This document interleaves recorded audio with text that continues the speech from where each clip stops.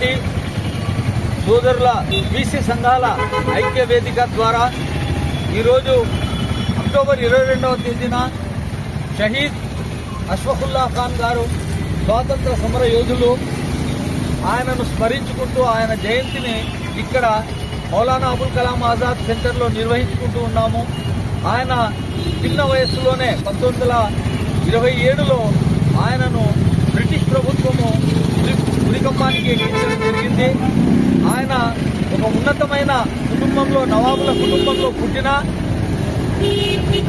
మంచి జీవితాన్ని అనుభవించడానికి ఆయనకు అవకాశాలున్నా వాటిని కాదనుకొని స్వాతంత్ర సమర రంగంలోకి దూకి రామ్ ప్రసాద్ బిస్మిల్ గారితో చేరి తర్వాత భగత్ సింగ్ వీరితో పాటు ఆయన బ్రిటిష్ ప్రభుత్వానికి ఆ కాలంలో భారత స్వాతంత్ర్యం కోసము పోరాటం చేసిన యోధుడు. ఆయన స్మరించుకుంటున్నాము. ఇక్కడ ఈ కార్యక్రమాన్ని తర్వాత కండక్ట్ చేయవలసిందిగా ఎస్డిపిఐ పార్టీకి చెందిన ఏజాజ్ గారిని నేను ఆహ్వానిస్తున్నాను.